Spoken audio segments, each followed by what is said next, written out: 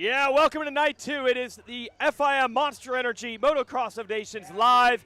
Thanks to Alpine Stars, FMF, ASV, and Maxxis for back at our show. Jason Weigandt, Steve Matthes, Jason Thomas here. But how about the king, Jeremy McGrath, and the Whole Shot Challenge? We got to get you out of here, but this is awesome. Yeah, what's up, you guys? Good to be here. So stoked to be at the Nations. I mean, this is once in a while we get to see a race like this. We are doing the Whole Shot Challenge right over here. We got Reed against Tedesco. You can hear it behind us. We got a great group of guys.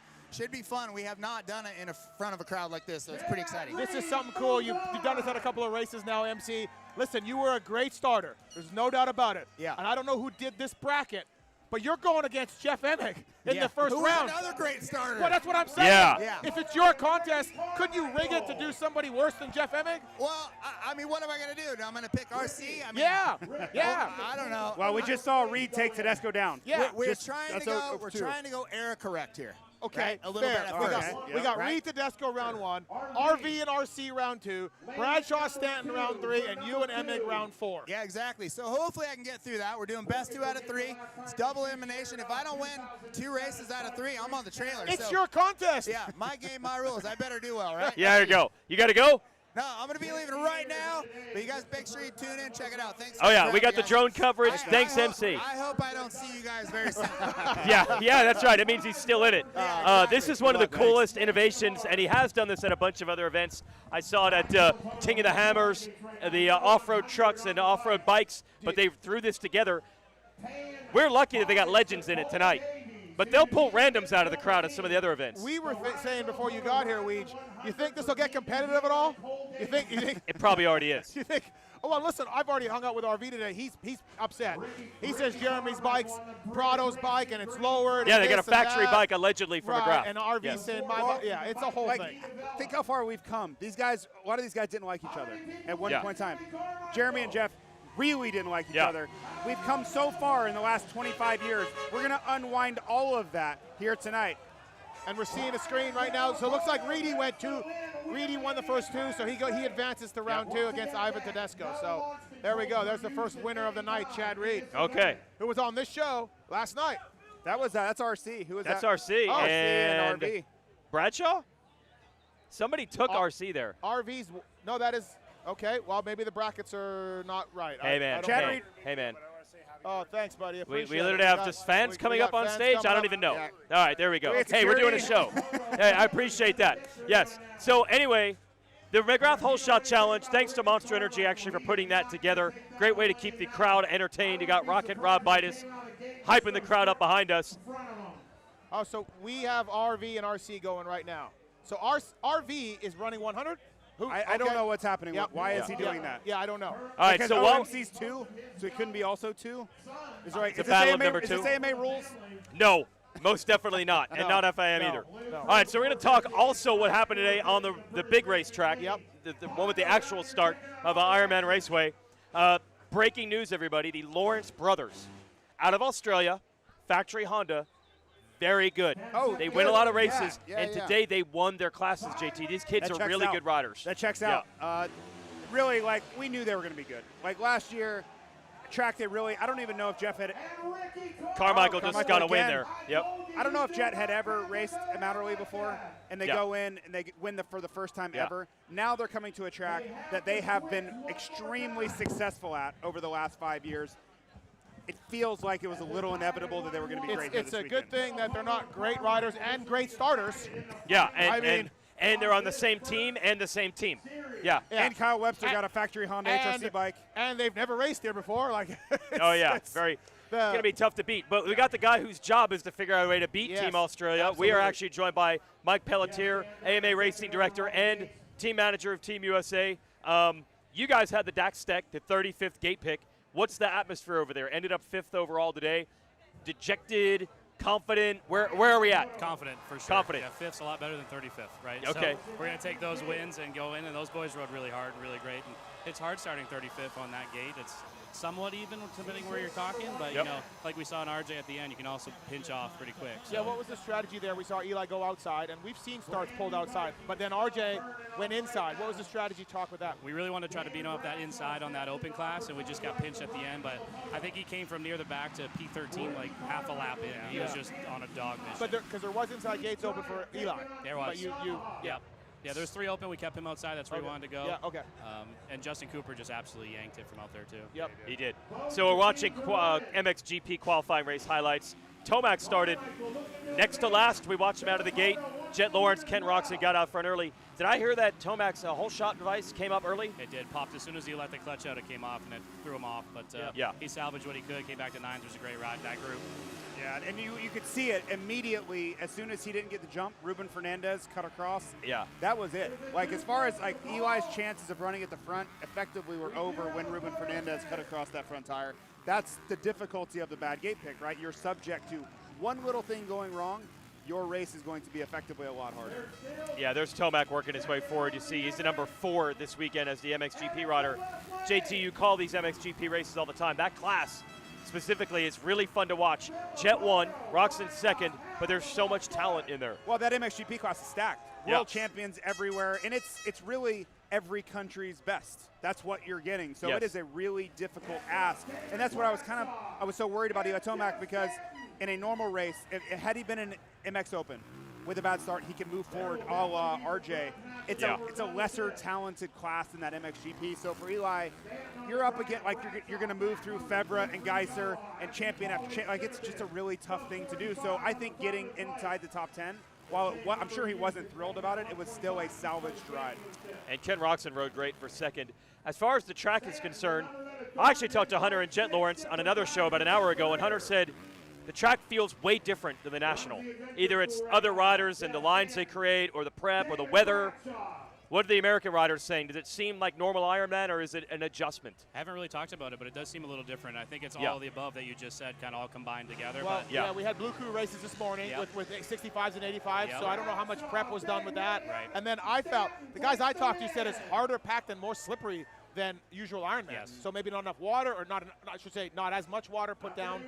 It did seem different from people I talked to. I heard RJ mention this in a couple interviews, that they haven't had really any rain here anytime recently. Yeah. So they're trying to add moisture into it. Instead of coming in with a pretty fertile, wet, moisturized dirt they have now, they're chasing it. And once you're chasing, it's really hard to get in front of it. Mike Peltier, a question for you too. How's the new truck? You guys got a different truck for MXDN? How's that thing? Yeah, it's pretty awesome. We got donated for us, so they're willing to donate for here and France for us next year, which is awesome. It's got its own office. We've been reviewing footage, bringing the guys in there, a little quiet space. Instead of their own trucks, just getting that unity in one truck to go everything together, and it's been fantastic. Yeah, it looks pretty good. We were joking in the press conference yesterday. A heck of a 2 weeks for the team manager of Team USA. Take us through this whole process of filling 2 of the 3 spots. Man, it's hard. You know, you lose one guy, you don't want to, especially this close to the race, but 2 guys going down, unfortunately, for Chase and Hayden. And Hayden gave it the best shot he could. He rode up as late as he could, and he just couldn't do it. Justin Cooper as soon as we knew Hayden wanted to ride, Justin Cooper went down and just kept training. After 31 weeks of racing, he decided to keep training on a maybe. And it played out for him that he's in. And RJ jumped at it right away last week, and it's just awesome. And I can tell you this team feels great. Even between motos, you know, they put the headsets on between the riders and started discussing line choices and things. So we're really bonded over there, and it's great. So how do you do the math of, okay, I personally believe that Hayden Deegan is likely the best 250 motocross racer on earth, right? It's arguable. We could have found out this weekend. Justin Cooper is also fantastic, right? So where does the math come in of a Hayden Deegan not quite at 100% versus Justin Cooper at 100% but hasn't raced at 250? Like, how does that whole thing like math out when you guys are working through this? Yeah, it's hard. And when Hayden rode, we gave him the best chance. He's a 2-time motocross champion, right? We're going to give him that opportunity to see what he can do. He just couldn't go, and it really didn't come down to, I think I can be 80%. He just said, I can't do this. I heard he was significantly off of Justin Cooper at the farm, time-wise. Well, that makes it easy. It was no question where it was like, hey, man, can't quite be there. He wanted to. He gave it everything he could, and he made that choice, too. I just can't do it for the It's team. almost better. Like, it's almost better yeah. for him to not be close. Like, if it's close and he's like, I think I can, and everyone's like, I don't know. Like, that puts you in a really tough spot, I would guess. And when you have Justin Cooper on the Star 250, it's still basically the same team, which is a nice transition. When we That's where I was going. Like, last year we saw Cooper Webb step up, right? And he rode great, and it was fantastic for him to do that. It seemed like right from the start, from Vegas SMX, Justin Cooper was like, I'm in. I'll do it. Like, I heard that night, Justin Cooper's like, all right. Yep. So, like, really easy to do. Really just simple plug and play, you know? Yeah, when it got that late, too, when we're trying to decide the MX2 rider, you know, we can't let RJ and Husky wait too long. Like, I can't call him today and say, hey, what are you doing? You know, so we had to make that decision, too. And you look at the France a few years ago, hey, can you go? No. Okay. We need 3 more days. Can you go? No. We need 3 more days. Like, imagine if that had been a race in France, right? Logistically, oh my gosh. Being home, thankful it was home, for sure. We're watching MX2 qualifying race highlights here. So we'll get to the Justin Cooper thing here. So Sasha Kunin doing what he usually does, getting out front early. Simon Langenfelder was also up there. They kind of dropped him a bit. Kaida Wolf moved up and Cooper to third. JT, I really feel like maybe Justin Cooper for Team USA might have had the best performance because he looked like the 250 was fine. Yeah, he looked great, and I really think that Kaida Wolf kind of woke him up. Yeah. I think in the first few laps he was trying to figure things out, like their muscle memory, hasn't raced the 250 in a long time, certainly hasn't raced these guys, maybe ever. Yeah. And I think when Kaida Wolf kind of got aggressive with him, he's like, all right, I got to go here. Like, I need to get with the program, and you saw him really respond, which was encouraging because it seemed like it started coming back to him pretty quickly. I mean, he's ridden the 250, 3 days, you know? So to get back there that quickly and be in the fight with the best MX2 guys, I thought was very encouraging on day one. Yeah, did he seem to be in an adjustment period, Mike, or is it like, nah, I'm pretty much where I want to be on this bike? Honestly, it didn't seem like it today. We tried different things in free practice and all of those, but he seemed comfortable from the get-go on the days he was down there and showed up, and he's quiet, he's ready to rip, and he showed it today what he's got. Do you know if you're making any bike changes to the 3 guys after today? Anything where they came in and like, hey, I got to do anything? Nothing major. Because I know there's a fork change for Cooper this morning, right? Yep. A fork change in qualifying, so nothing major at the conversation tonight. And we're going to study a lot of footage tonight and try to pick those inside-outside gates. And it's kind of a unique start, too, at Ironman, so it's going to be interesting. Well, I think when people see that MXGP style start, which is that tight 180 right-hander, a lot of tracks, it's inside dominant. But we saw Tomac pull 2 hole shots here in August from the outside.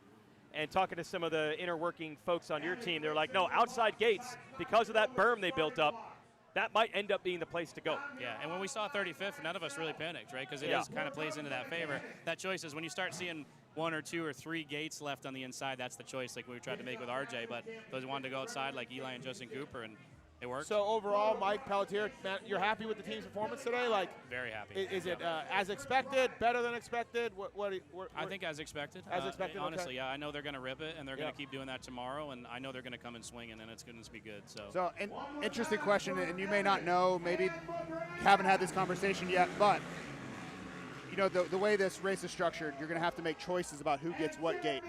This track is not inside dominant for the start, right? Where normally it's like, who's getting the gate? Who's getting that inside gate? And it's so powerful. Here, I think the math changes a little bit where Eli may be like, I kind of want to be a little bit outside anyway. Yep. So maybe give it to Jacob, which he maybe goes in the middle. Don't you think because you're 5th pick, you have the option of being like, hey, where are the other guys going? If they put their MX2 guy on the inside. But they're not, that's what I'm saying. Like, I don't think they're going to go inside anyway.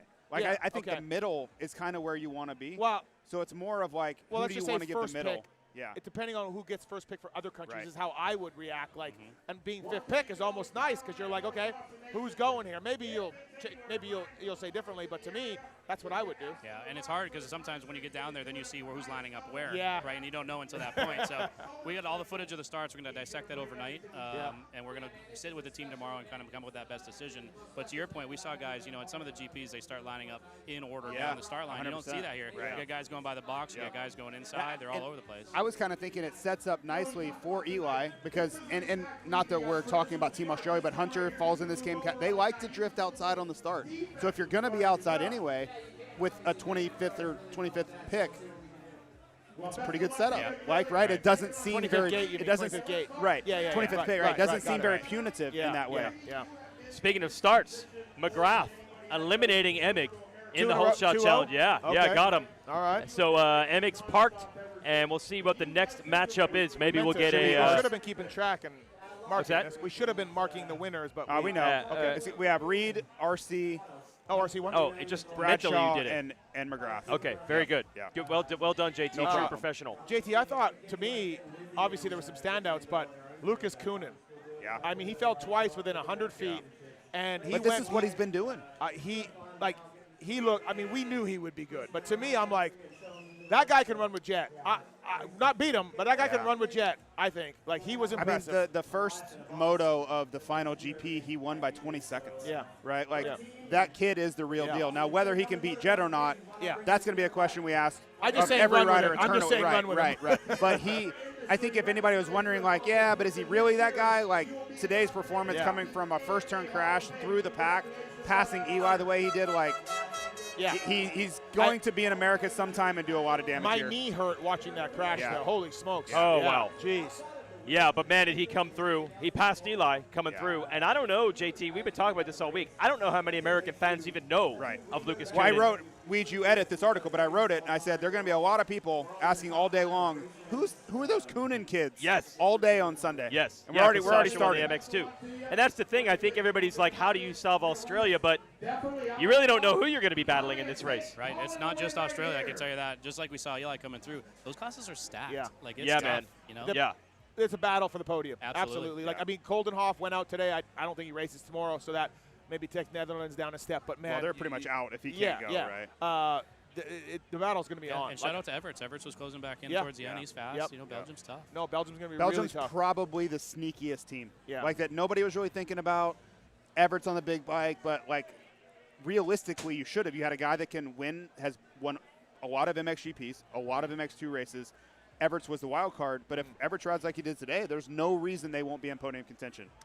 The other guy that was impressive, Joe Shimoda, not part of Team USA, but he rode well, second behind Hunter Lawrence. That was fun. Yep. Yeah. I can't say it was too unexpected. I've heard Joe's been ripping on a 450, Yes. so he rode great. I called him for a top 5 in a moto tomorrow. I mean, Yeah. he's been on it, and he's peaking right at the right time. Yeah. His riding style to me is perfect for a 450. Like, it's awesome, right? Awesome. I mean, you always say that, but I really think in Joe's case, Well, it everybody is. always says, well, I'm better on a 450, yeah, right? That's right, the standard, right. you know, the old cliche. But, yeah, he looked great. I think it's going to be, not that we didn't see that already today, but the starts are going to be really important tomorrow. You think about how it shaped up today. That MXGP class, we saw how hard it was to move forward. Well, now double the competition, right? Like, add in all the other guys. Add in even the 250 guys like DeWolf and Kunin. Those guys are ripping on 250, so you're not going to be able to just blow past them on a 450. So it was very important today. We saw how difficult it is, the 35th pick. If you're 25th on the first lap with that type of lineup, it's gonna be a long afternoon. You might be looking at a throwaway. We got Chad Reed and RV going at it. Reed and RV, Yeah, 2011-ish. Mike, there are some differences in rules here, even though it's an American track. The bikes are shockingly quiet, like crazy quiet. What do we got on the start? Oh, moving over. Almost got some contact. Is that Villopoto moving That's like over what I on did Chad? to you. Yeah, pretty much. Oh, yeah. Hope he was wide open. The bike sound is different. Some mechanics wearing helmets for the start practice. I know they have to run steel axles and things like that. Do you have someone that combs through this rule book to pick all these things apart? Yeah, our tech guys with J-Bone and everything go through it. Tim McAdams, I'm pretty familiar with it just by working alongside the FIM for so long. Yes. But there's some big differences, and that sound rule is new for this year in the MXGP. We haven't had that in the States yet, but that is the 109 decibel, and that's a big change. What's it like for you, Shocking. Mike? You've been How a big big a part of change. Team USA, obviously, but now Roger stepped aside. You are the manager, which, by the way, I was kind of giggling about Mike Pelletier talking to Hayden Deegan about, hey, you can't do that at Vegas SMX. And, hey, by the way, I'm also your manager for MXDN. Did that cross your mind a time or two? I No. I was really rubbing my hands together at that. But anyways, aside from that, what's it been like? You're the guy. I mean, like, again, you've been a big part of it. But what's this role like? Honestly, when Roger stepped aside at Redbud, we kind of knew it was coming. We didn't know when, and he just decided to this year. And we've been preparing for this a little bit behind the scenes, and we were going to leave it up to Roger. Roger was in control of that, but chose it. And going through the industry, I went through all the teams, the OEMs, industry insiders. I said, this is the best opportunity to have me do it, and then the unbiasedness. We can hear about rider contracts, lingering injuries they won't share with anybody else. That just helps going into that selection. Yep. And now with me as the manager, we work with each team manager of each rider. Yeah. So they're going to do what they do thousands of times every single weekend. This is what they do. We kind of connect those dots for team unity, do all of that, and we're seeing that in play right now. Yeah. It's really good. You mentioned that in the press conference, and Reed just beat Villopoto, so they each won one. Is it the right gate? Oh, maybe. So MC told us if they go 1-1, they draw. Switch. Oh, they draw. They draw a Oh, really? from It's the going to be gate a pick, draw. yeah. Okay. That was really interesting. You mentioned that on Friday. that sometimes the riders with, say, a guy like Roger who works for one specific team, they might not want to tell him things that he could exploit at other races, and they're maybe a little more open for you. Sure, they are open, and I want to defend Roger in some of that too, because Roger was great. He truly is unbiased. I think the perception sometimes was that, but he was really good. But even things, if there's something going on with a motorcycle, they can come tell us, and we just know what's going on behind the scenes a little more, maybe. Yeah. Right? Well, what they need to tell him is like, my motorcycle has a mind of its own. Sometimes it runs into other people, so don't find me. That was the motorcycle's fault. I just need to fill you in on this. Mike, Sometimes my bike does crazy things. Mike, you say it. It's not even I told me. I'm you. not even I told you right, at St. Louis that this might happen. One more thing. I think you want to be adamant about this. So it doesn't run through your mind like, hey, I'm the rule referee guy and I'm the team manager. These are separate. That's how you look at it. 100%. As soon as I woke up Sunday morning in Vegas, I pulled the tear off from Vegas, and I was making phone calls of what we're going to do for Team USA. That became priority and paramount. So just flip had the to pull a switch. tear off though. Called Hayden's like, hey, about last night. Yeah. We're not going to talk about that. My bad. We're going to talk about your surgery. Vegas. Yeah, exactly. All right, Mike, we'll let you go. That's team manager of Team USA Appreciate and you the guys. AMA racing Thanks, director, Mike. Mike Appreciate you guys. Pelletier. Awesome. I like Mike. I've been around a long time. I dealt with a lot of AMA guys. I like Mike. He was the right choice. Yeah, I like He Mike. was the right choice. You know, wasn't it a Michael Careful. Jordan campaign? Yeah. I like Mike. I like Mike. Yes, Mike. like Nike. Okay, here's the showdown. Villopoto versus Reed. Oh, wow, is that close? Oh, Reed. Chad gets it done. Chad gets it Chad. done. Payback for the 2011 title. Yeah, absolutely. I had you. Revenge is best served Okay, cold. so what's RV's excuse going forward? What is RV's excuse going forward? Yeah. It was just a little kind of a James would say a baby gift. Oh, okay, from yeah. 2011. Oh, baby gift. Yep. Okay, yeah, got it. Hey, we got another big-time guest. So Reed eliminates Villopoto, and we're joined by none other than Ken Roxon. Thanks for hanging out with us. Yeah. And by the way, great ride today, second in MXGP. Are you pumped on that? I'm really pumped. Honestly, I pulled a great start, which I haven't gotten in a long time, and then just hung in there. It was a really good. It's a very tricky track. We have a lot of different soil. You have a little sandy areas, wood chips. In the woods right here, it's very hard packed, little rocky. You know what I mean? There's a lot going on. I'm hearing more slippery than usual. It is. It's very slippery. Okay. I cannot even tell you. Coming out of the woods, that left-hander where you end up having the split lane, it doesn't matter how careful I am and mindful about the ease of the throttle, and you still always slide out. It's tricky. And today we're watching. We're up there in the pit lane, and we're like, Ken Roxon, man. That is so Ken Roxon. That's so Ken Roxon right there. But what about his early laps? I know. I like him every time. I'm like, watch this. This guy's about to go nuts on this first lap right here. I calmed down a little bit. No, you're not out of control. It's just like the burst you have is really uncommon. Like But most also- people can't do that. Also raising his game when he needs to, For sure. I was a little worried coming here just because, with motocross, it is all about seat time. And then I did that truck race last weekend, right? So I got home. It was a very short week. And I rode Tuesday for like 30 minutes. I rode Wednesday for like 30 minutes. Then I was out of there. And I'm like, all right, here we go. This is going to be so different. that's all you did. Yeah, I haven't ridden since Vegas. And then I just rode a little bit this week. But then we had to come here, right? And you can't, it's not like I can light the world on fire on Tuesday and Wednesday, I'll just get second in the world. Must be nice. Must be nice to be that talented. Yeah. No. And I think people forget you have this standard. 2023, you did jump in and out. You almost won High Point. You won your class at Donations that year, right? Yeah. So I don't know how many people remember that year you were healthy. Last 2 years, you've been coming back from injury also. Yeah, so going into it, I truly didn't know where I would stack up. Yeah. But at least what I could rely on that all summer, I was experimenting with myself, and I was doing a lot of work, and then doesn't always have to be riding, but with a lot of other stuff, so I just kept myself up. I was fit, I was strong, and I didn't know what to expect coming there. And it ended up being really good, but now I know, I'm like, man, last couple of years, like the ankle took a lot longer than I thought. Like it's just been kind of hard to be at my A game, but nonetheless, when you come here, it all goes out the window and you got to do your best, which I always do. But now, like for the future, like I'm hoping that next year, I'm staying healthy, but then I know a lot more what I can bank on when I am healthy. Not necessarily racing, like I don't have to race all summer, but then at least I can come here and be like, okay, I had seat time, I did motos, I kind of just know my body better in that environment. And then we'll go from there. So it's just, the last couple of years. It sucks because I have the summers off, right? I have time to do my hobbies and have fun, but I'm laid up the last couple of years with my legs, you know what I mean?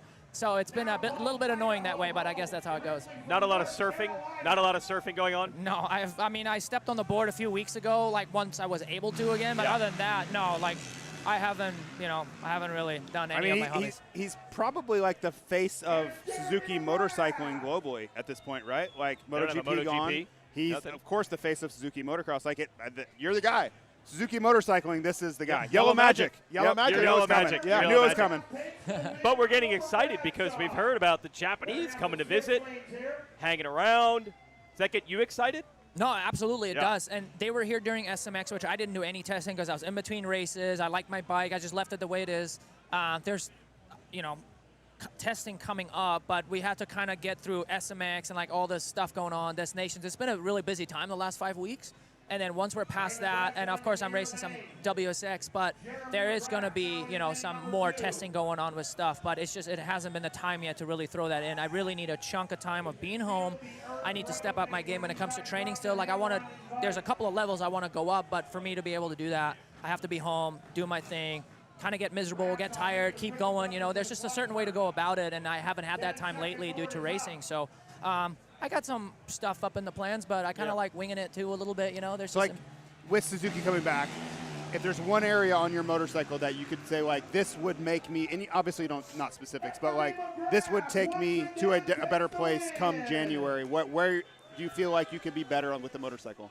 Well, we are always doing a little bit of clutch stuff. Like, I think coming to the team, that was the biggest thing we were working on. I did most clutch testing because I'm like, man, something ain't right. So it was that, figuring it out. Obviously, the electric start, we can talk about it over and over, but that's a big deal. But I also tread carefully because anytime you bolt something on, it does get heavier. There's more swinging and motion going on. So I have to see, but I think we have some links in the works for suspension. Yep. Because right now, for the last 3 years, I've been on stock linkage at all times, you know what I mean? So I haven't really had anything to try and improve that. Optionality, Yeah, exactly. So you do your testing with that. That's also a good thing, just because, when you have all these parts to go through, it can get very confusing and it's tough, right? So lost. it's a good and a bad thing. But now we have some more links, and obviously with REP. You got Kyle Chisholm testing through some stuff. You got Chiz working on some stuff. So Yeah, exactly. So, the electric start, and then overall, I just, power is always a thing. Like, I was actually very shocked.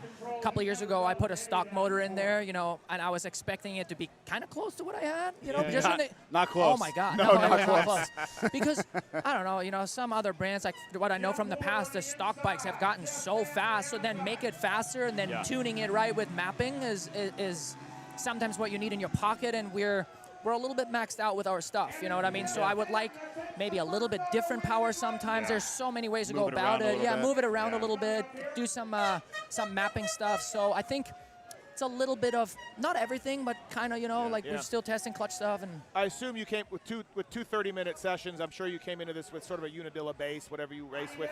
all of it. Okay, did you change anything today, like after qualifying? Like, what'd you do? Or? No, so I just went a little stiffer. It was a little bit busy, a little bit soft, kind of spongy. So it kind of, I couldn't really pinpoint exactly where I'm going exiting turns. So we're trying. I told him I don't want ride a different motorcycle, but I just need to beef it up a tiny bit. And then if crap hits the fan, like, I'll go back to base and just deal with it. Right. But I want to at least try and give it a chance. But I assume it worked for the race. Yeah. It worked fine. It when it's like that and it's busy and springy, it does beat you up a little bit more. So I think I have more in the tank, actually. I just need a tiny little bit of help. So we had a game plan. We made a change. I'll try it in practice. I don't want to overthink it. But if I'm, like, really uncomfortable, I'm like, man, I need to just go back, then I'll just go back and deal with that. You mentioned the clutch. What is it? Starts? Is it something you feel coming in and out of corners? I think most fans would be like, how could the clutch make that big of a difference? There's a million things to try with a clutch. Really? 100%. Give me an idea of a part of the track where that affects So, you. I mean, the biggest thing is obviously starts, Yes. but also in the beginning stages, I just had this kind of clutch slippage going on that kept me from, I'm like, this thing is slipping. I have a brand new everything, but it was slipping, and I'm like, it can't, like, I get hung up in whoops, like, I come hammering in there, and by the end of it, I'm, like, way slower, like, so that was a big thing.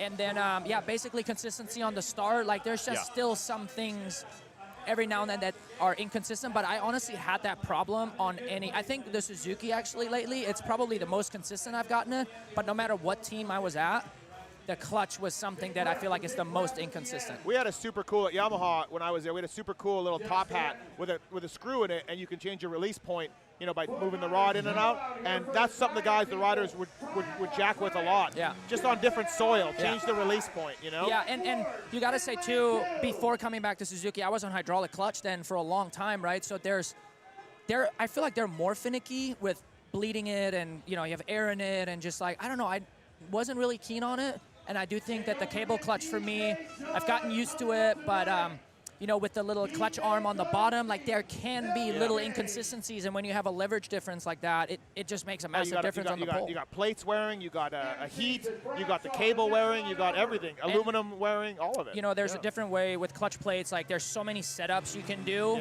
and certain things work good on the track, but they're not good on the start. You don't want it to be mushy on the start, but you can't have it be notchy and like very on-off. You know what I mean? So there's just so time-consuming. You know. Going to the race today, Spies, Langenfelder, what'd they say to you? What you guys debrief about? What'd they say? So me and Simon, we were actually watching the last race together in my bus. I mean, he was pretty solid, right? There's definitely still stuff to learn.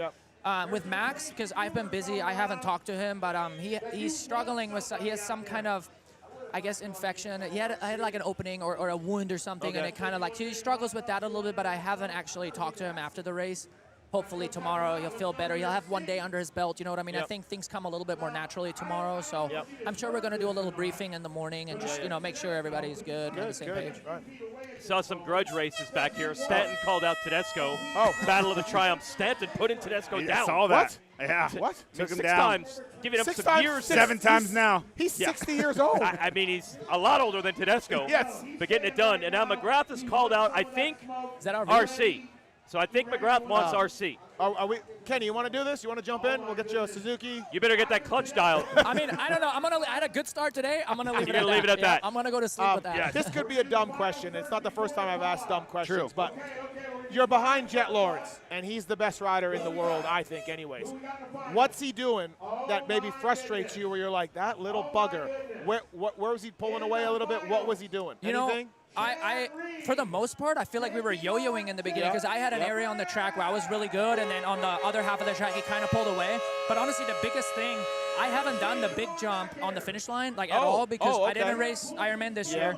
Last year I was on a 250, so I haven't done that at all. So once I knew that I had to do it and I wanted to. I didn't know you weren't doing that. Okay, you should be doing that. So I did. Okay, in the race I okay. did. So I was behind him, and then I saw the first lap. I think we all kind of got swirly out of the turn. He didn't do it, and I'm like, I'm going to stay on this because if he goes, I'm going. Yeah. And I ended up doing it, and it was fine, but it was a lot bigger than I thought because you take off on a takeoff that's pretty tall, and the landing is way down. So I'm up in the air, and I look down, and I'm like, holy smokes, this thing's way bigger than I thought it was going to be. It's so big. It looks big. It is Yeah. And once you do it, because honestly, we hit kind of like the inside middle rut.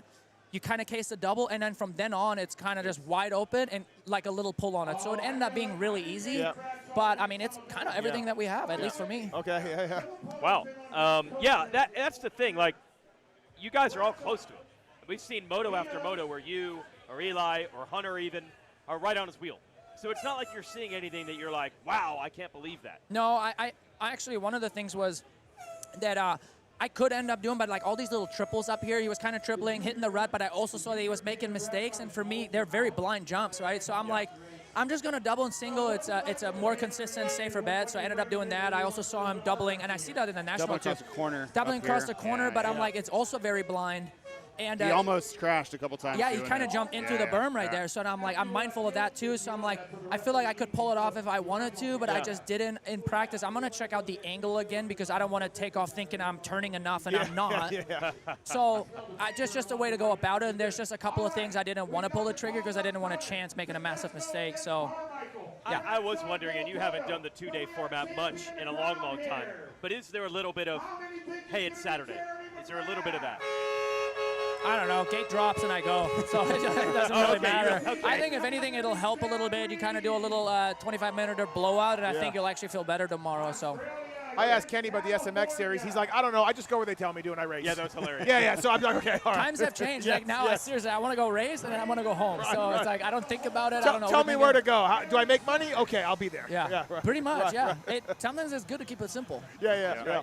We're showing the highlights again of MXGP qualifying because we'll see Ken Roxon out there getting second in that one. Your teams, I mean, what do we think? Is a podium possible if you guys put it together? I think it's very possible. I mean, we really, obviously I need to make it through 2 30-minute motos and everything, but I think there's definitely possibility. We have a strong team, and I hope that Max, feels a bit better tomorrow and kind of gets in a groove. And we need one result from him at least, and that means that both of us have to deliver on every moto that we do. So, possibility, absolutely. I feel like that's such a well, a lot of countries, but Germany has been up against this for a long time. Of that third guy, you're just hoping, can you just give us one, right? Yeah. And like 2012, you got it. Marcus Schiffer really stepped up that day. But there are so many teams in that category. We have these two world-class race-winning caliber guys, and the third guy, he's great in his own right. Just going up against the likes of Geiser and Kunin and Jet and everybody was like, well, I can't beat any of them. Yeah. So you're just hoping, can you give us like an 11th? And can you give us something? Yeah, and you got to say, too, that most of the time when we have a new third rider, they haven't even done Motocross of Nations, so it's just a lot to take in, you know what I mean? The level is high and nerves. Like, I was there at one point. Right now, this is probably the most relaxed at a race, like, compared to going overseas. This has been pretty mellow for me, I thought. It's kind of nice. Like, you don't waste a bunch of energy on stuff that you don't need to. But, yeah, a lot of the times, like, Max, this is his first actual, like, time racing destination. So, yeah, we are stacked up against that. But you look at it, Germany, compared to the U.S., tiny country, we have slim pickings, you know what I mean, overall? Because there was also this discussion about me and Team USA, and I'm like, I can't, like, I've been with Germany. That's where I was born. I would love to. Like, don't get me wrong. This is nothing to the U.S. or anything, but I'm like, they kind of need me. I've done this for a long time with that. Like, I would feel weird stepping away from that. But yeah. To your point, JT, I heard through the grapevine, not on the same level, but Team Canada, my country, 2 new younger riders, and I heard they were a mess. Yeah. Do you know what I mean? Drinking through a fire hose at this thing, man. It is just overwhelming, and they got to get used to it. But yes, I heard and then, that. you know, I don't know how many years. Did they say 9 years or something? I know I skipped a few, but I've done this so much, and I've done a lot of high caliber races to where like you just learn how to deal with it better. You know what I mean? You need Max Nagel to just find it in himself.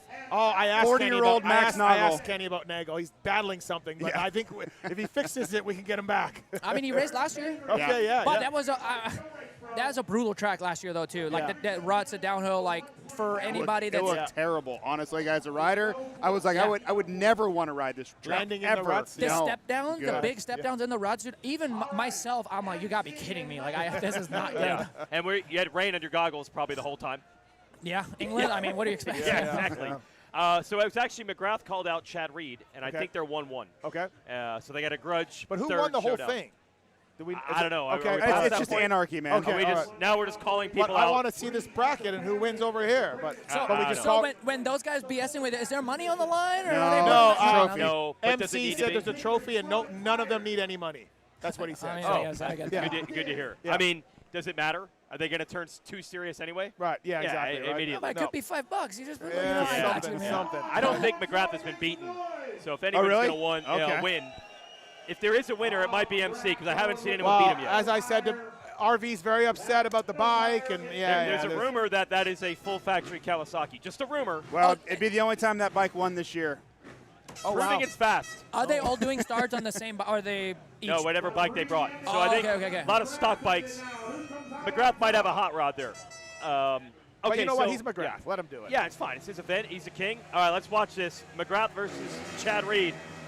Oh, good jump for Chad. Good jump for. Oh, but look at the Wait a Cowie. minute. Oh, That's Blue a Crew. great photo Got Blue finish. Crew. Yeah, Blue Crew. We got Chad it. got it? Yep. That bike's a little used to fading at the So end. that's actually Chad's own bike. They drove it from Club MX to here. Yeah. Well, we have a hot rumor that bike, the Cowie, used to have number 70 on it. Yes, yeah, for sure. Oh. All right, there. They said that is Reed with the win, and that was the final That's bracket. it. Chad Reed is the champion. Well, here you're going with grudge matches and calling people out. Now we have a winner. So somehow they were calling people out grudge matches, but then also still had They the needed a bracket filler. going. They needed a filler. Yeah. So Chad Reed is the champion of the Jeremy McGrath Whole Shot King Challenge. That's kind of nuts that Jeremy is still ripping stars like that. Yeah, this is kind of a neat deal. He's done it at a few events already, and it seems like it's really packed. That's right, his with thing people. now, Yeah. huh? Yeah. We need Michael Lessie here. Oh, no. Oh, wow. Oh. Yeah. We need Michael Lessie here. Can you imagine the work number he one would put in? plate. Number one plate, Michael Lessie. Oh, yeah. Jersey Yep. on backwards. Honestly, I think Mike would win. Oh, I guarantee you Yes, he would win. like, honestly, I'm not kidding. Phenomenal. Yeah. Probably the best starter of all time. Kenny, we'll let you go. I know you got a race tomorrow. Yeah. Kind of important. So can I just say, they told us, hey, Roxon might come tonight. And I'm like, No there's shot. no way No Kenny's shot. coming. Well, I got asked yesterday, right? Yeah. And then I'm like, okay, no worries. But then the parade, it took a couple hours, Yeah. and then it was late, and I'm like, man, can we do it tomorrow? Yeah. I didn't think you were showing the night. So And then thank today you. you're like, man, I should have done it last night. Oh, yeah, I'm sure. I'm able to surprise you guys every now and then. I respect it. We appreciate it. Yeah, Yeah. thank Good you. job today. It was fantastic. Yep. Good luck tomorrow. That's Ken Roxon. We'll be back. Ready to take a commercial break. Thanks, Thanks, sir. man. Thank you. Yep.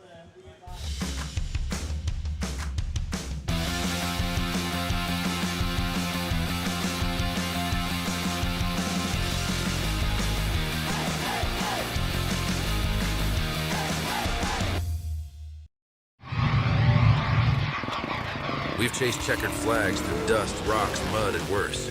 We've crowned champions, racked up wins in places where tires go to die. From King of the Hammers to Baja to Glen Helen and beyond. If it's brutal, beautiful, or just plain ridiculous, we're there. So whether you're dodging roost or just potholes in rush hour, do it with Maxxis. Tread victoriously. Built for whatever you're chasing.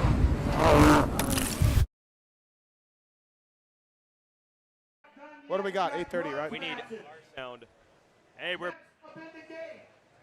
back. Looks like Chad Reed is celebrating the win in the Jeremy McGrath Whole Shot Challenge. We're going to try to get Chad and a bunch of these legends who just did starts. Well done up there. Shout out to our sponsors of the show, Alpine Stars, the boots that Chad Reed wore to get this whole shot. And the gear. Yep. The Alpine Stars Tech 10 boot, perfection through true innovation. The ultimate in protection and feel for the ultimate ride. Alpine Stars Tech 10 boots. Alpine Stars protects. Also, FMF. Since 1973, Don Emler's Flying Machine Factory has created one of the most iconic dirt bike brands around the globe. The power of fun is something they live by. More power, more wins, more fun. The official exhaust of Motocross of Nations and Team USA and FIM MXGP.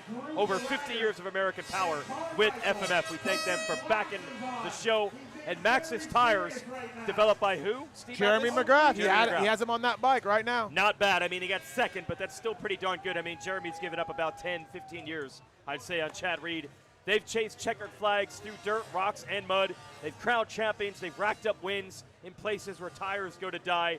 From King of the Hammers, where McGrath hangs out, to Baja, his trophy truck, his short cars truck, and beyond. It's brutal, it's beautiful, or just plain ridiculous. That's where you'll find Maxxis. So whether you're dodging roost or just potholes at rush hour, do it with Maxxis. Tread. Great mountain bike tires, too. Yeah, Great you swear by the mountain bike tires. Yeah, they're really swear good. by the mountain bike tires. And ASV, they've got the unbreakable levers. We talked about that with Jeff Emig yesterday. We got a couple of these fans on bikes to try to do the whole shot challenge. They might need those. Yeah, They put might the need levers those. on. Literally unbreakable, special material, and it bends right back. It's really unfortunate for me that the Washugo Whole Shot Challenge went the way it did, because in the pits today, numerous fans are like, "Oh, are you going to do the Whole Shot Challenge? You probably shouldn't.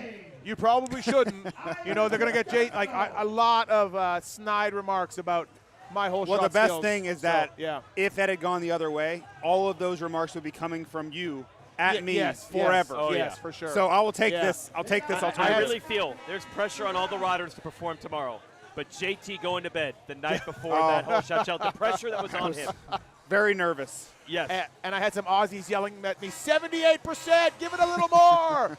Yeah, they actually. Yeah, and I'm just like, thanks, guys. Thanks a lot, man. Yeah, You they guys, actually called it out 78%. Thank you, Lars. Right. I feel like you guys started this whole shot challenge. Maybe. Yes. I don't know. I think it was done before, actually, to be honest. McGrath had done it. Yeah, yes. I think so. But a little different. But I want to thank all the fans for giving me the crappy remarks about doing this. This is really cool, though.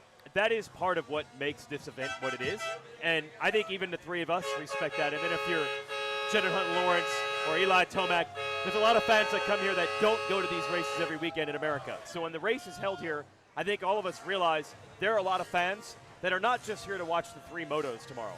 They want to get up close. They want to get an autograph, a selfie, whatever it is. We do our part. But especially when you throw Jet, Eli, Joe Shimoda, Ken Roxon in the mix, there's a lot more than just racing going on here. Yeah, this is a weekend event. I mean, from the jump, there has been a lot of other things going on. Like that parade last night downtown Crawfordsville was one of the wildest things I've ever seen.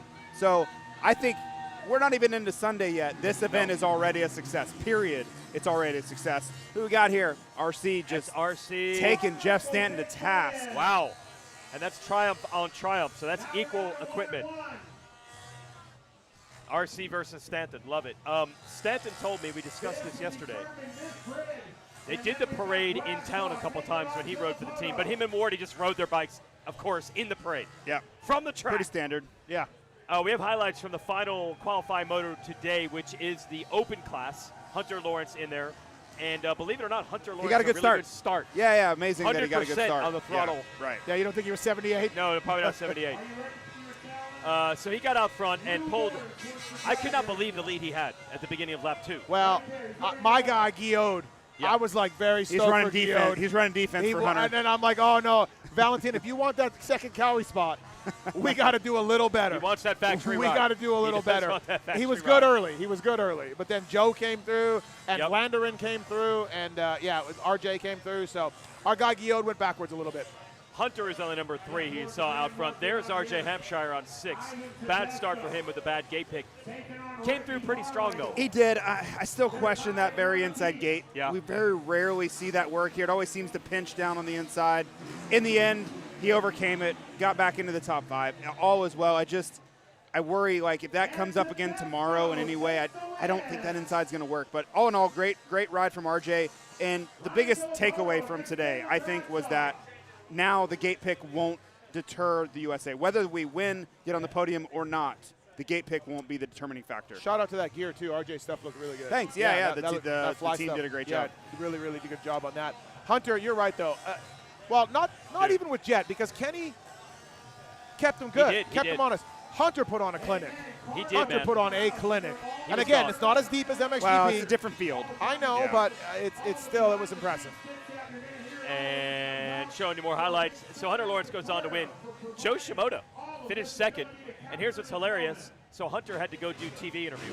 So the first person Jet Lawrence sees coming off the track is Joe. I swear Jet was more stoked for Joe than Hunter, his teammate and brother. Right. So I saw that was you pretty guys cool. all talking about this, and he was like, I don't know, it's chaos. I didn't even know they were in. I was just excited. I saw Hunter, then I saw Joe right at your paddock show that you were Yeah, well, hosting. what he found out is Joe's performance put Japan in for the first time in 10 years. I heard that. Yes. I did not know. So when Jet heard that, he's like, man, that is awesome. Right. Yeah. Well, we're We joined got by a the champion. champion We got of the whole shot a whole shot challenge. king. It's We literally got, the whole Bradshaw. shot king. Yep, we got Bradshaw and Villopoto. So what are Look, we into? Just he's out of breath. now? It's an actual work for him. Yeah. It was stressful. Yeah. Tell me about it. I had to go against this No, guy, and I was you- stressing. And it doesn't even know it's that guy. Dude, I did go get Jeremy McGrath. Yeah, My hero. I would have bowed out I of that. almost wanted to let him win for that he would forget I about feel Paris. disrespected right now. Try to get. Oh my Been God. 20 years. trying to get out 23 to years ago. What's up, guys? Then we got Villopoto and Bradshaw. Yep. Yep. Blue Crew. So, how was it? Oh my God, it was so fun. And what I love is, let's be honest, we're all just mad moto freaks.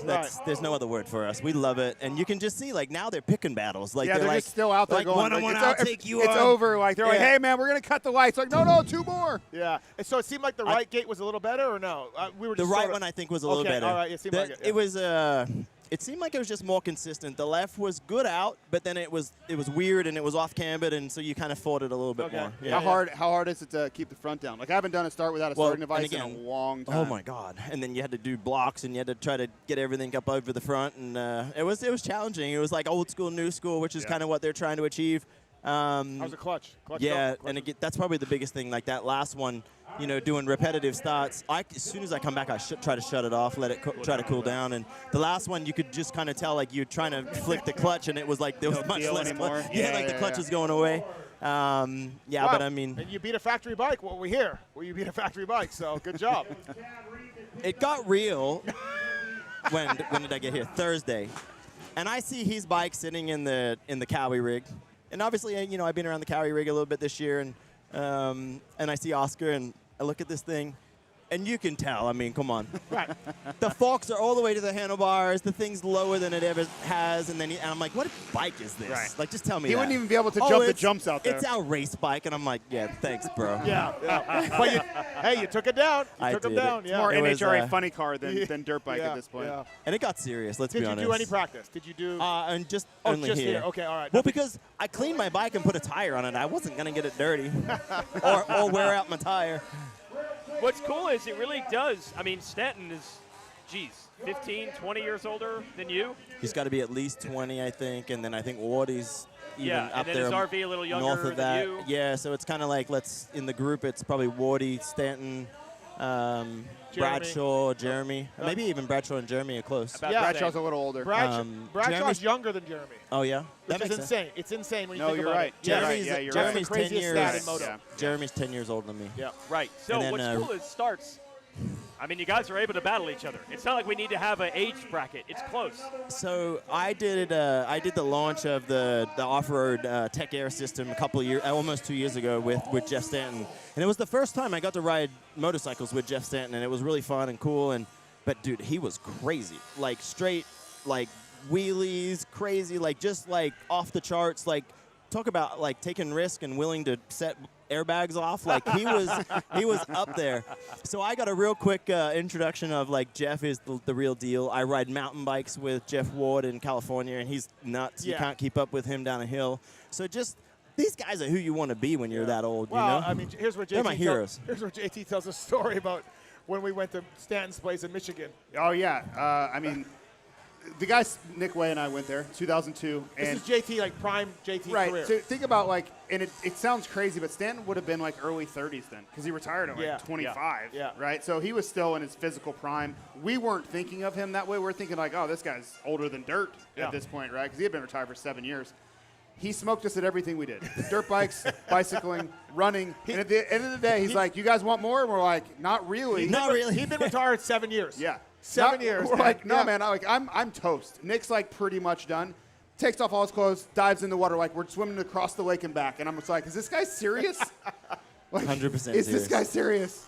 Yeah. Physical specimen that dude is. Well, we always say there's some guys that train because that's part of the job, and there's some guys that train because they like to.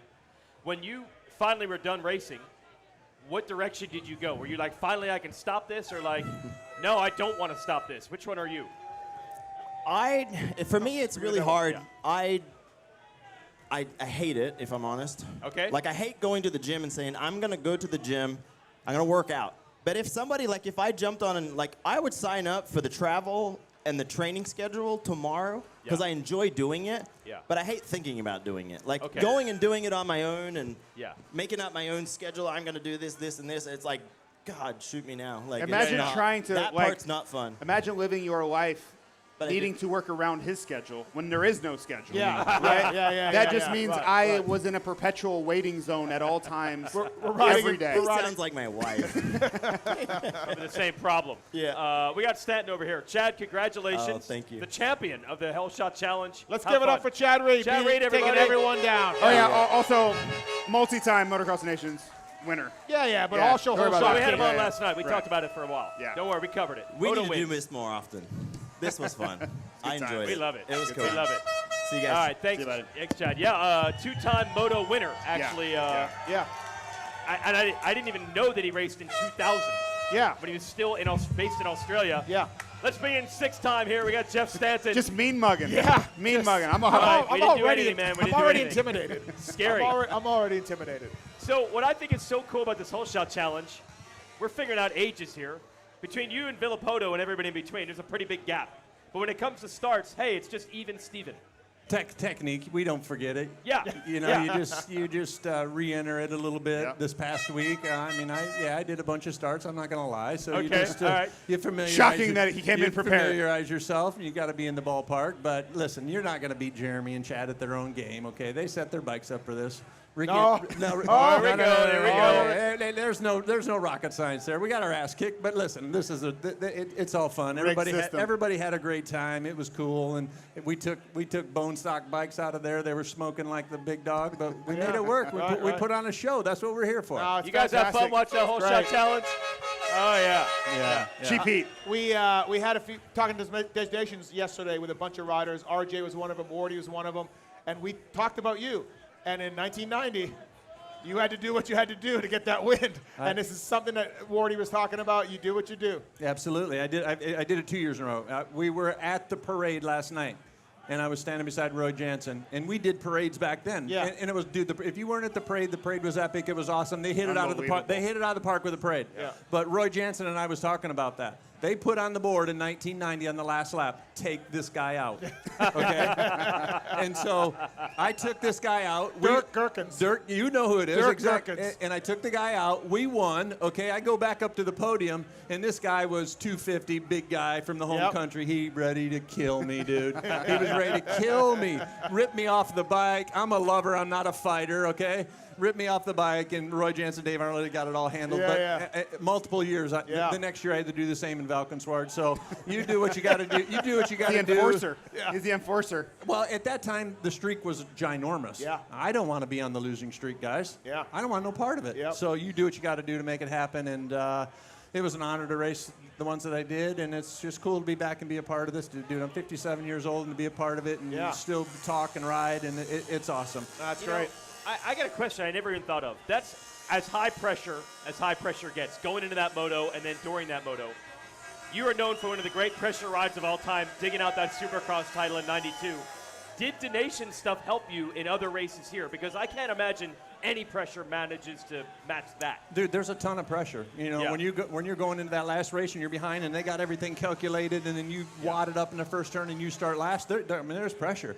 But my mother installed into me, you never quit, and I just never quit. I never quit, and I never quit. And at that particular race, Bevo 40 was there, and he was like my father figure in racing.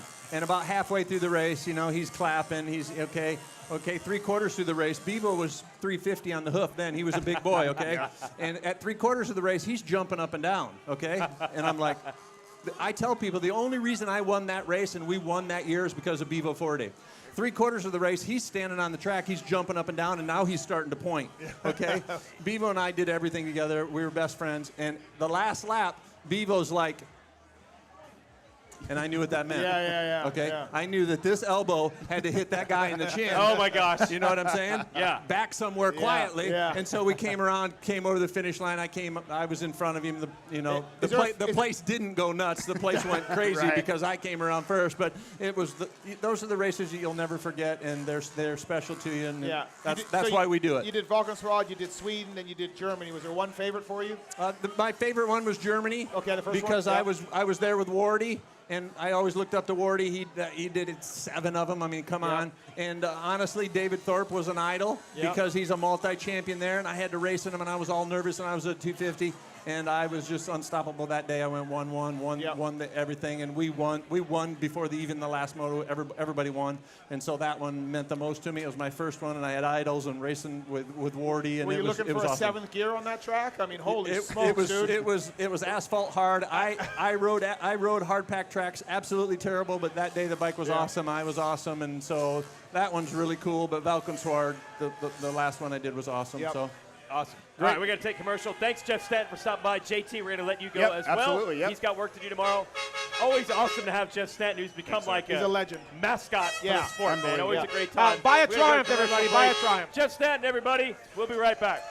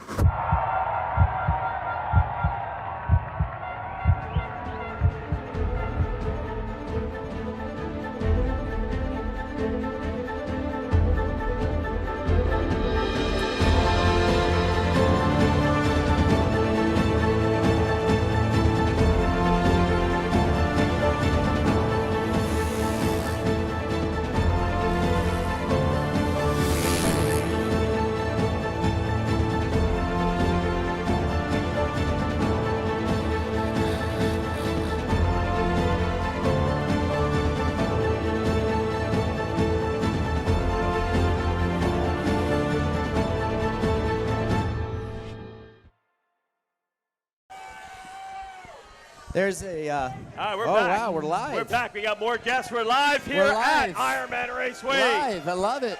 Got the USA chant going back there. They're going wild back there. These guys know a little thing or two about Team USA. Yeah, these two they guys. won some Motocross of Nations, even teammates one time. Pit Bike of Nations. Yep. Always. Oh, yes. We got Ryan Villopoto and Ricky Carmichael here. Whole shot challenge is done. We'll talk Nations in a second, but how was the whole shot challenge? No, it was a lot of fun. It was cheap fun. I call it, risk-free, still competitive. But I think, look at the fan reaction. Yeah, man. Fan reaction was incredible. Did you practice? None. Okay, all right. No. I love your program Dude. now. You run stock bikes, no practice. Stock is best. Okay. Dude, yeah. I told you guys, I told Weege, I'm spoiled. I had the farm, so it was easy to go up there and ride. Haven't had that for 5 years. It's a mission for me to go ride. I'm spoiled. Now I have to pack up. I have to beg somebody, hey, dude, can I go to your track Wash and your ride? bike. Well, I don't wash it, dude. Big Rick? No, I just run it. Oh, yeah. Dirty. Yeah, because I don't ride in the mud. Right. Oh, well, that's true. You know what I mean? But that red clay, it starts to stain after a while. It does, but then I get a new one. Somebody asked the me privileges of us. That's right. Somebody asked me, do you ever change your filter? I'm like, no, I don't. You just run it.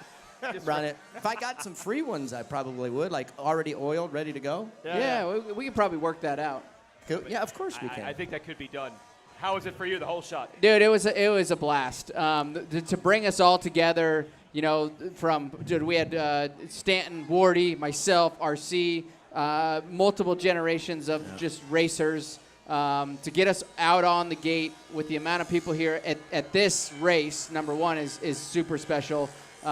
Like RC said, it's we can get out here, we can have a lot of fun, and it doesn't take anything from us. Right. And we can give the fans what they want, and that's to see us back on a dirt bike actually competing for something. And even though it's just bragging rights, so I think Mike Bell, MC, they've crushed it with this idea. I think this can be implemented in a few other places also. Couple things, knowing you. Classy for you to not battle over the number 2. Well, actually, Yeah, I showed up and my bike had Cole Davies' number on it. Oh, okay, all right. I was hoping it was a star bike, but it was I was like, RV took the high road. He gave it to the king. We didn't even talk about it. Okay. I had no problem going up against MC with the twos, the two deuces. All right. No problem at all. All right. And second thing, by the way, I called. Blue Crew won. Blue Crew won. But I did call MC back in the day. Randy Lawrence's mechanic story goes, so he goes, hey, you got to call MC if you want to run his number. So I called MC back in the day. I think I was shit, man. I think I was 17 years old. I was like, hey, man, is it cool if I run number 2? And he goes, it's cool if you run number 2. Okay. And I believe Coop did the same thing, if I remember correctly, with me. So, it's kind of that respect thing. You didn't even take Coop's call. You just red buttoned him, probably. Nah. Yeah, well, busy, maybe. Man. Could have been. Maybe. Now we can talk to Nations. And these American fans, a lot of them are probably there. That 07 Budds Creek was all time, and you guys were teammates, so that was a heck of an experience, and really one of your last races ever. Yeah, it was my last professional race, I believe. So just special. You think about being able to race MXoN on home turf, and then to be the team captain of these guys, it was cool. RV really flew the flag there. Red Dog did a great job as well. There it is. He gets a plug. Honestly, I was hanging on by a thread. I was sick, as you know, and so I was doing the best that I could. I was the weak link that weekend, but it was so cool to see all of the fans like you just talked about, and it's just special, this race. I mean, the pride that is on the line, and you helped bring it back a little bit. There was some disinterest from Team USA. We were around back then. That's right. Didn't send a team for a couple of years. Yeah. I was on a team with you that we lost, and then we didn't go back. I felt we didn't lose. We got podium we got overall. Second. I know. I mean, dude, But dude, Dan Bentley was so mad. I'm like, we got second.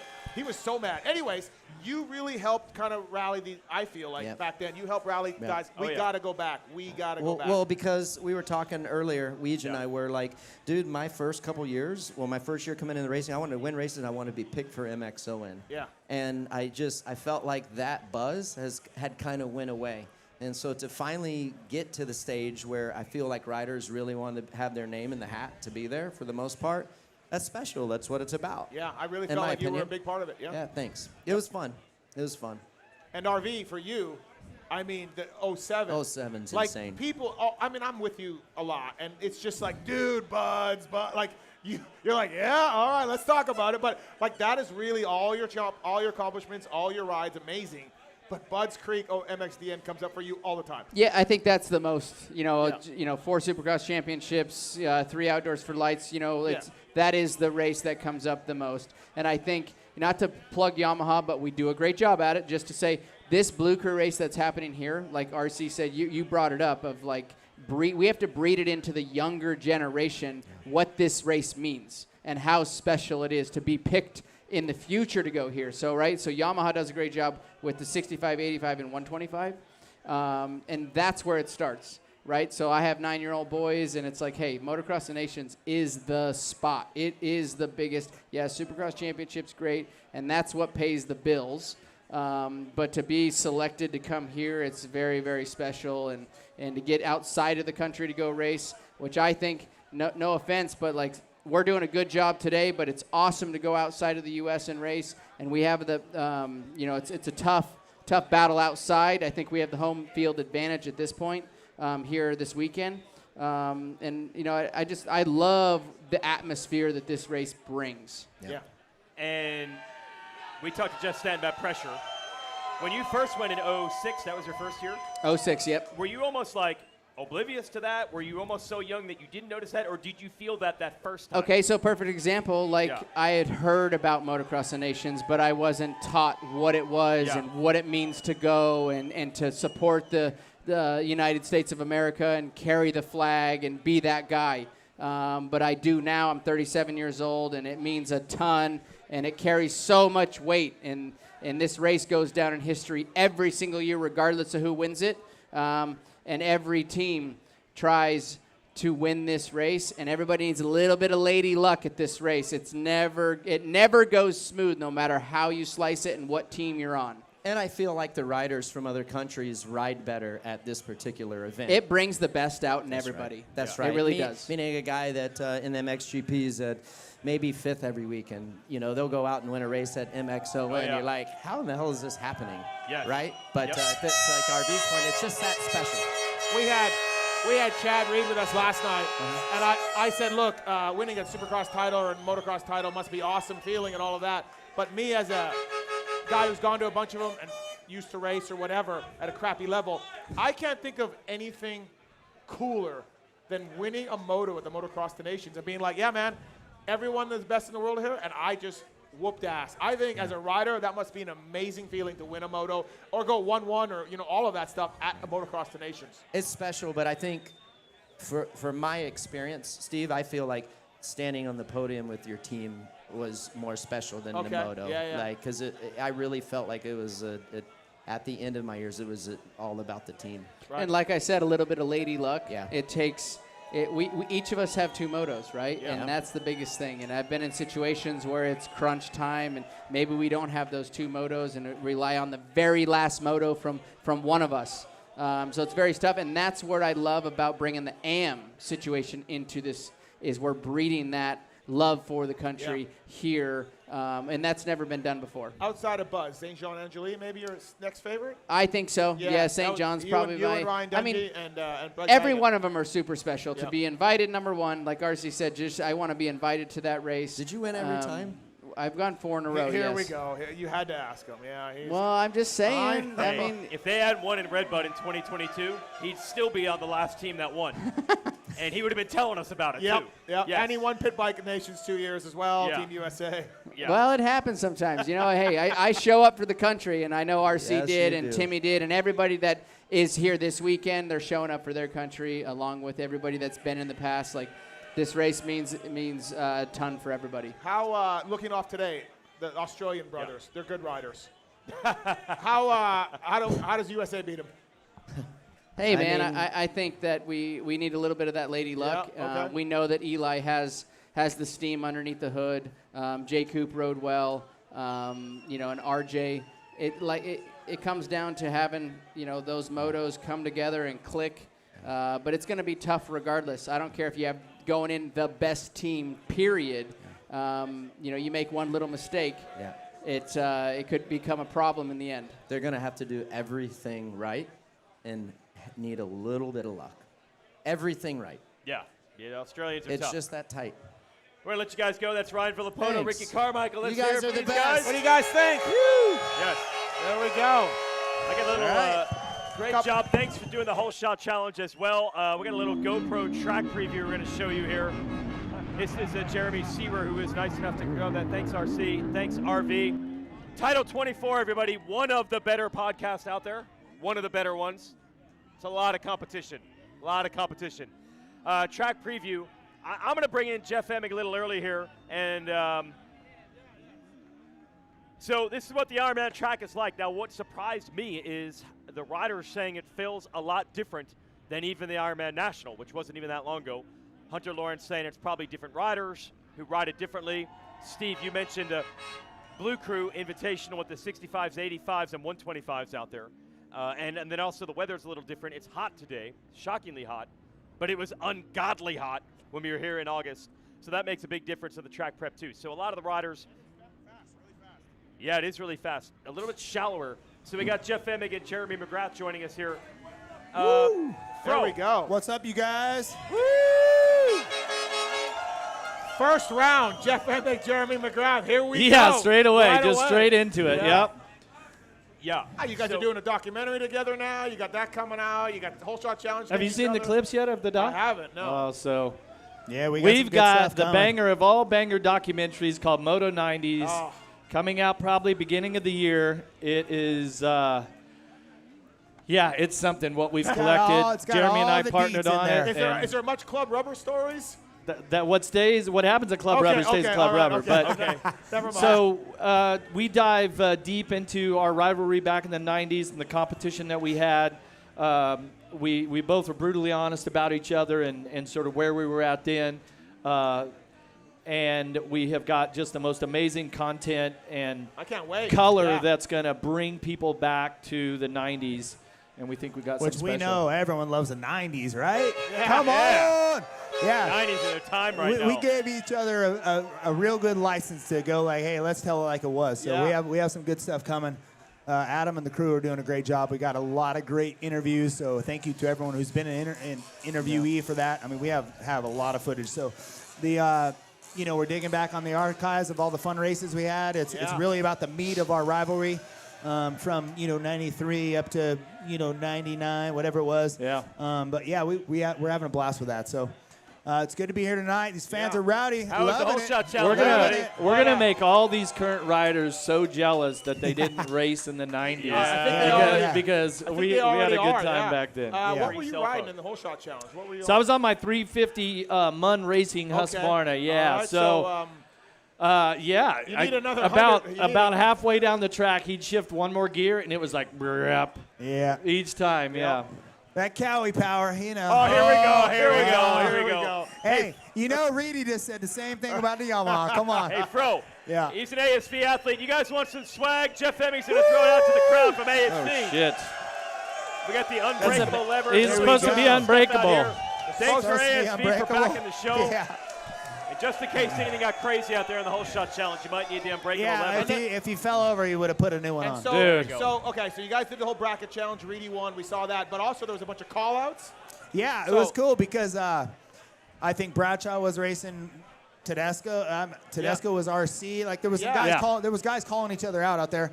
I had just finished, so I was watching some of the motos. But I think that the idea behind this thing is get all of our heroes to be able to race each other, have some fun, have the fans experience this stuff again. We all ride dirt bikes. We all still love dirt bikes, right? But do we want to go race the Supercross? No, we don't. Maybe we think we can, but the actual reality, we cannot. No. Bro's like, no. So this is a great way to get us out here, get the adrenaline going. When this thing started taking off, I don't know about you, but my heart was starting to come up. I was like, all right, I'm back in the game here. I mean, think about the competitive nature that every one of us is like just instinctively built in. And it's like nobody wants to lose, right? Everybody wants to do their best. Next thing you know, everybody shows up. Their front end's lowered. The forks are pulled all the way up as far as they could go. Like I got Big Dan over at MUN Racing checking tire pressure. He's like setting the bike up for the start, right? But I was on a little disadvantage with the 350, but. Shocker, it got competitive. Exactly, right? Can't believe it. Hey, I'm up here earlier, and Matthes is like, dude, why are you setting yourself up with Emig in the first round? He's a great starter. I was like, why'd I do that? I'm like, you're going to go against a guy who whole shot everything on Yamahas and everything? He rode a YZ125 and he would whole shot. Yeah. Well, and what was cool, too, we couldn't get it connected to the PA system here, but we had Cardo systems on all of our helmets, so they were recording all of our conversations for most of the night. Yep. So you could there talk was to some each sort of other? interface that we didn't get that's done, cool. but what we wanted to do was have the Cardo systems to In where the we live were all stream. talking to each other, and that would be going through the PA. So thank you, Cardo systems, for hooking that up. You guys want to hear a crazy stat? Yeah. There was 56 championships between those 8 guys. Yeah. 56. Yeah. We'll get a couple more in. Steve. We're not even counting the race wins. 56 championships. That could be 1,000. That's pretty legit right there. That was a good group. We want to bring Tedesco in. Steve, I'm going to take your spot and bring in a guy who's won a couple titles as well, and 3-time, I believe, member of Team USA. Let's bring in 3 Ivan times. Tedesco. Ivan Hot Tedesco. sauce. Let's hear it for Hot Ivan Sauce, Tedesco. everybody. Thanks, Steve. Yes. And I think a little underrated on the Motocross of Nations side, because IT, you had a couple times where you had to step in. Wasn't there one time you got the call like you were barely even racing that summer? I think you were hurt. And RC then got hurt, and next thing you know, you're on a plane. Yeah, that was 06 in England, and I didn't ride outdoors because I blew out my shoulder, and I was actually at the last outdoor at Glen Helen watching, and Ricky went down, hurt his shoulder, and DeCoster came up to me and asked, hey, can you race Des Nations in 2 weeks? And I said, yeah. But on the way home, driving home, I'm like, man, what did I get myself into? Yeah. Hey, we were just talking about it because I was at the event watching. Yeah. Dude, I don't think anybody's had as much arm pump ever as he did that day. We was like, dude, I couldn't even feel the grips. But we pulled it off. Yeah, and that's what it takes. You just got to, sometimes you got to have that one score, dig deep, just get a good start and one good score to help the team if you need to. Yeah, so how did you actually feel in those motos? I mean, I hole shot my first moto and led it for about 20 minutes, and then, like he taken said, the arm pump settled in, and man, I could barely hold on. I think I ended up, 5th or 6th in that moto, which wasn't bad for my situation. But no, I've had good experiences here at Des Nations. I've gone 3 times. We've won all 3 times, and Team USA. Team USA. Go Team USA. Didn't you get taken out once? Wasn't there a second moto where a guy took you out? Yeah, so that was my last time going in 09 in Italy. It went down to the final moto. I got taken out by an Italian rider, and I was way back, buried in like the 20s, and charged back. And Dungy, Weimer, and myself, we won. There you go. That's so But they got sick. aggressive. So they got sick. aggressive. Yeah, they're going good now. What's unfortunate for you guys, the race didn't come back to America for like the longest time. There was like literally a 20-year gap. So, Eddie, you stepped up and you raced it a ton. You won on 2 teams, I think, right? Yeah, I was 2 times. The first time I went was 93, and that was my rookie season on big bike. Yeah. And I think I got the popular vote, really, is what it was, because I won the Supercross title, but I had no business racing an outdoor track at that time. I was still trying to figure that stuff out. And we went to Austria, where a track was like just off cameras and really fast. Yeah, not and your stuff. I was fish out of water. But like Jeff just said, I was able to put together one moto that could help the team, and luckily the team did well, and we won the race. Yeah, that pressure. We talked about it with Stanton. I talked about it with RC. You've been in pressure moments. You've been in a ton, even against each other. But what was that pressure like? Oh, I was so scared, to be honest, because I knew before I even left. I'm like, I have no business on this team. I was really nervous about it. And I think even in '93, I raced 125 outdoor.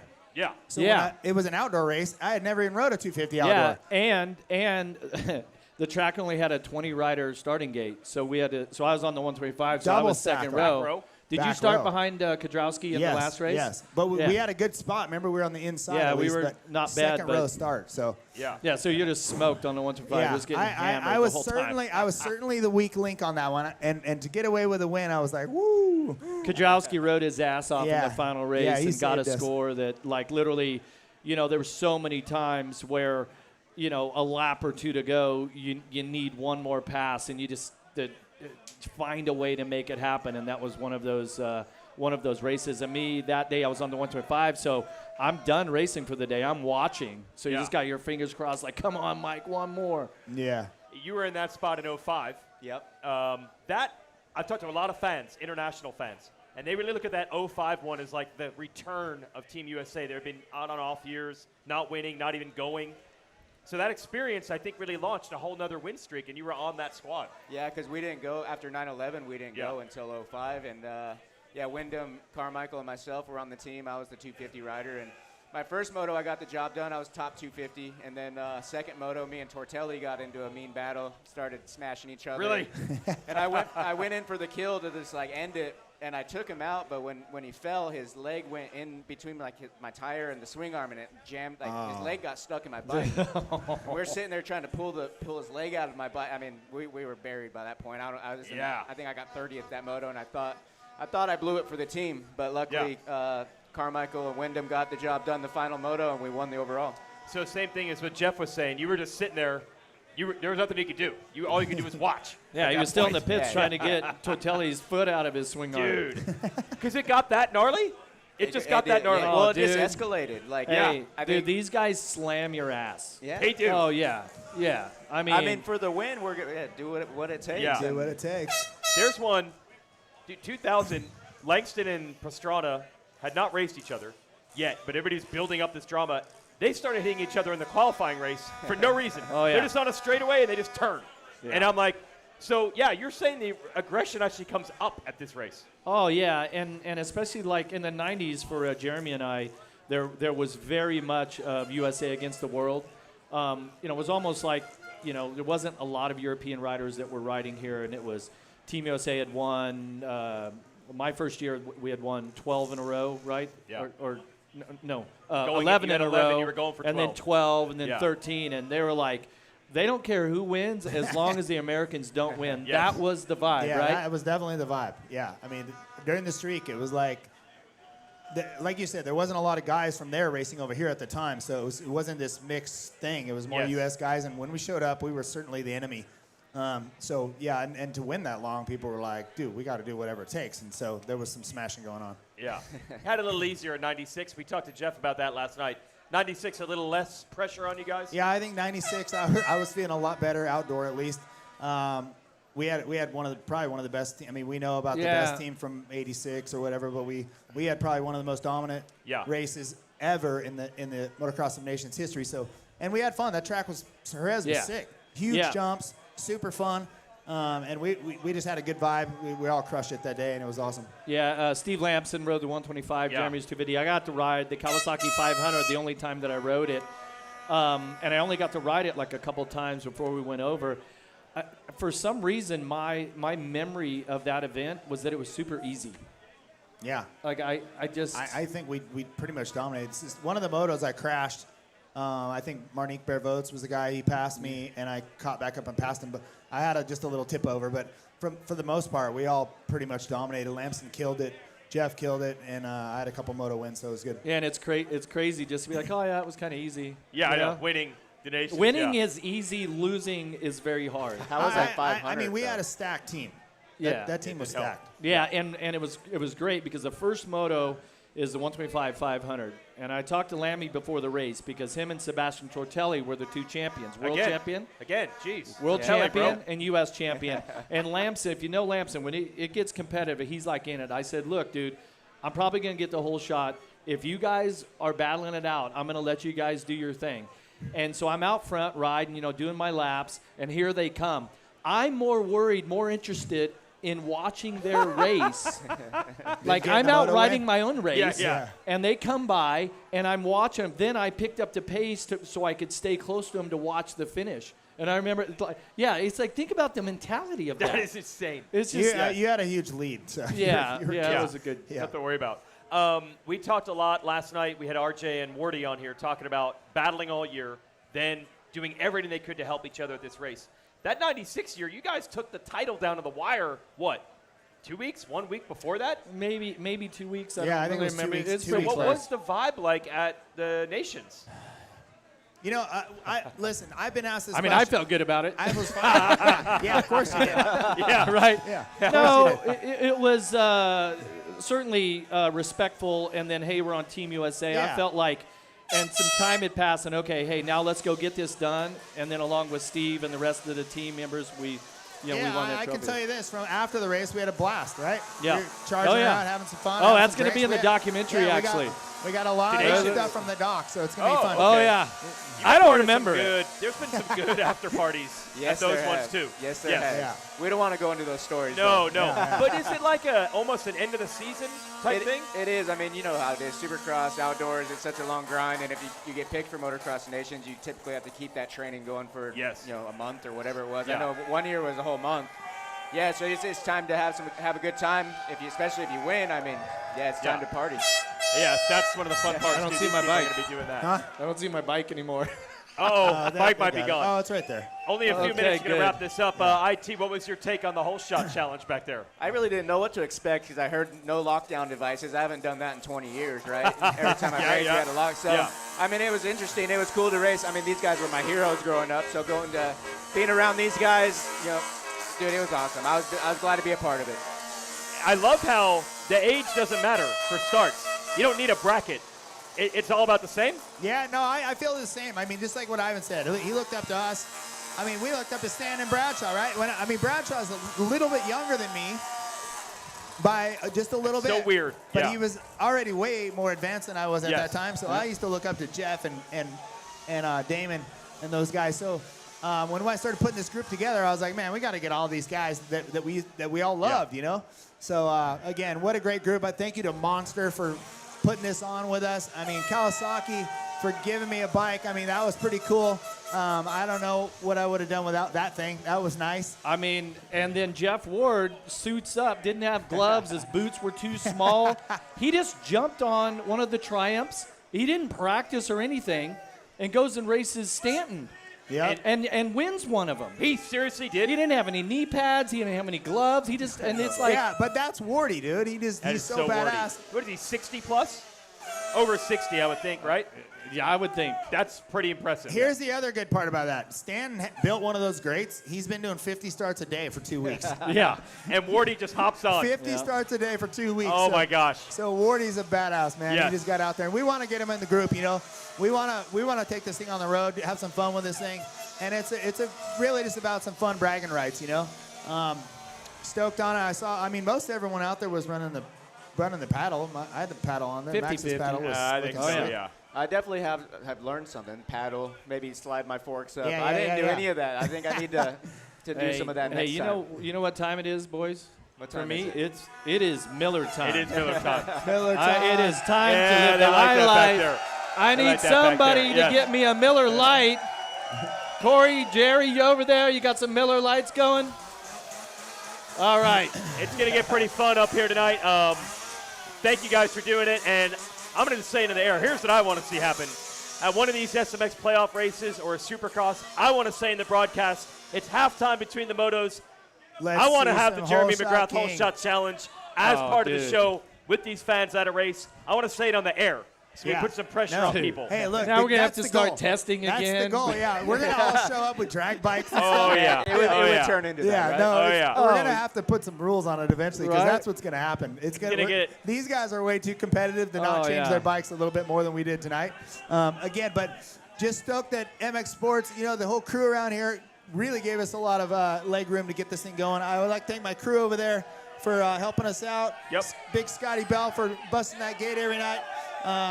But yeah, we had a good time. We're going to get this thing on the road, and I want to see the same thing, Jace. Let's see this thing in Supercross. And Let's do it. Let's see some of us against Jet Lawrence. Let's see some of us against some of the top guys right now. So Why not? Why Let's not? go. All right.